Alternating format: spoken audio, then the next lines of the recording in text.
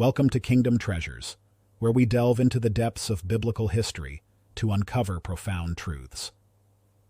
Today, we're exploring a gripping tale of power, corruption, and divine judgment. The fates of Annas and Caiaphas, two pivotal figures in the trial of Jesus Christ. As we turn to Matthew 26:57-68, we find ourselves in the midst of one of history's most infamous trials. But who were these men who dared to condemn the Son of God? And what became of them after their fateful decision? To understand the gravity of this story, we must first paint a picture of first-century Jerusalem.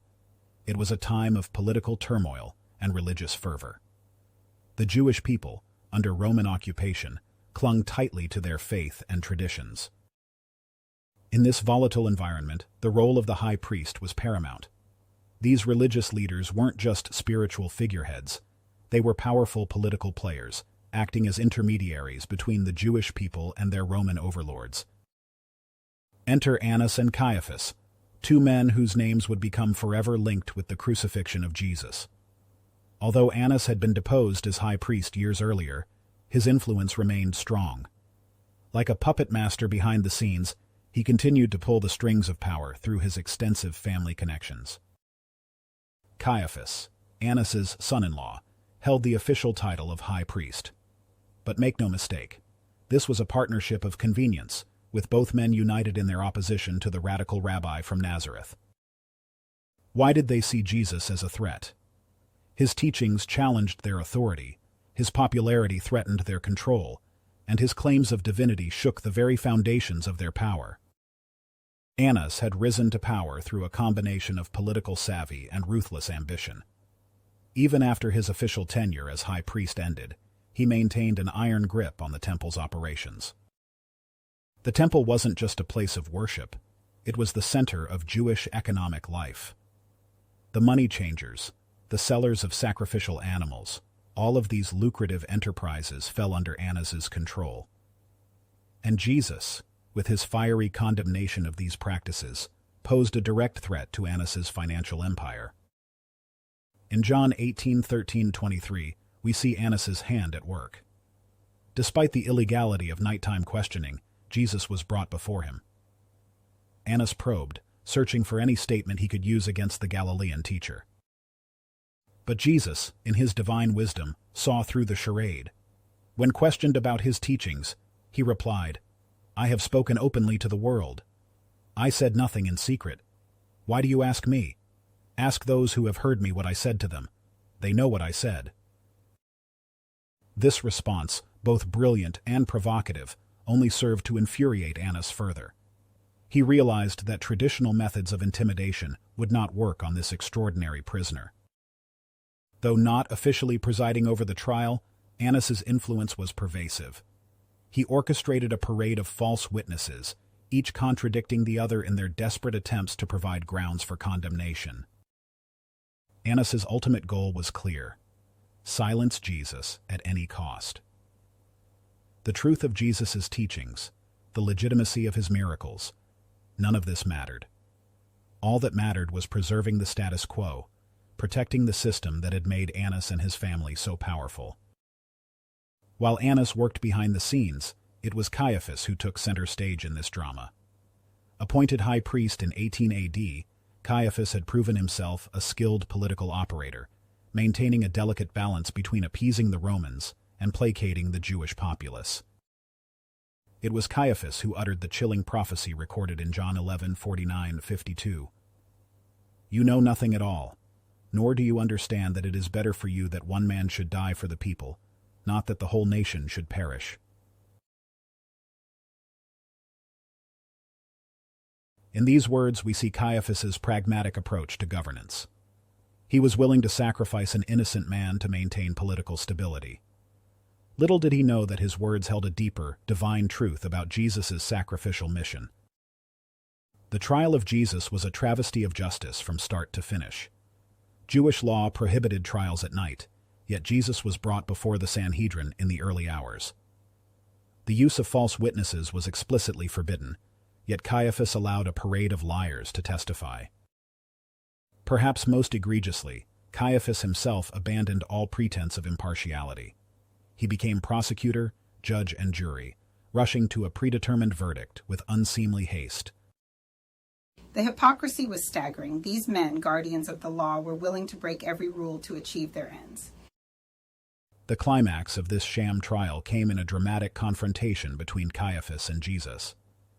As recorded in Matthew 26:63-65, Caiaphas demanded, "I adjure you by the living God. Tell us if you are the Christ, the Son of God." Jesus' response was unequivocal. "You have said so. But I tell you, from now on, you will see the Son of Man seated at the right hand of power and coming on the clouds of heaven." Caiaphas's reaction was immediate and violent. He tore his robes, crying out, "He has uttered blasphemy." But in this moment of apparent triumph, Caiaphas sealed his own fate. He had rejected the Messiah, condemning himself even as he condemned Jesus. The crucifixion of Jesus was not the end of the story, but the beginning. As Jesus breathed his last, the earth shook, the rocks split, and the curtain of the temple was torn in two from top to bottom. These supernatural events were more than mere coincidences. They were divine signs, a clear message that God had rejected the corrupt priesthood and their empty rituals. Despite the efforts of Annas, Caiaphas, and their allies to suppress the fledgling Christian movement, the church grew at an astonishing rate. The very act meant to silence Jesus became the catalyst for a world-changing revolution. The tension between the Jewish people and their Roman overlords continued to escalate in the years following Jesus' crucifixion. In 66 AD, open rebellion broke out, leading to a catastrophic war. In 70 AD, the unthinkable happened. Roman legions breached Jerusalem's walls, and the magnificent temple was reduced to rubble. Jesus had prophesied this very event in Matthew 24:1-2. "Truly I say to you, there will not be left here one stone upon another that will not be thrown down." The destruction of the temple marked the end of an era and fulfilled Jesus' words in a terrifyingly literal way. What became of the men who had conspired against Jesus? Historical records are sparse, but we can piece together their likely fates.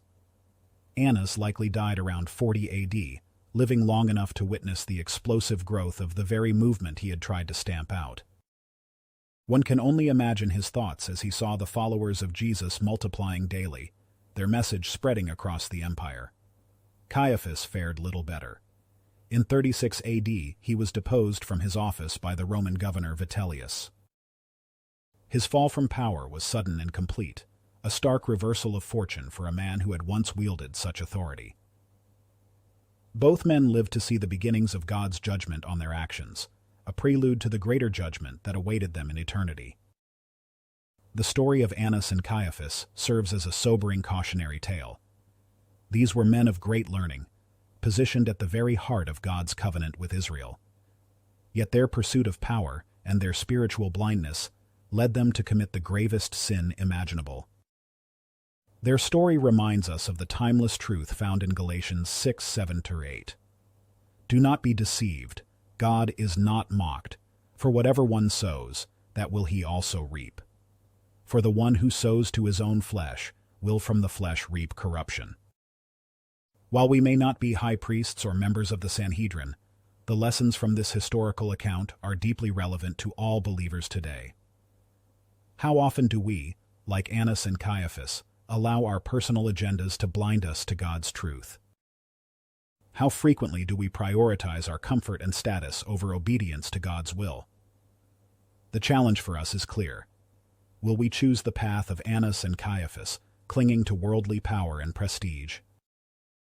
Or will we follow the example of Jesus, submitting ourselves to God's plan even when it conflicts with our own desires? As we reflect on these questions, let us remember that our choices have eternal consequences.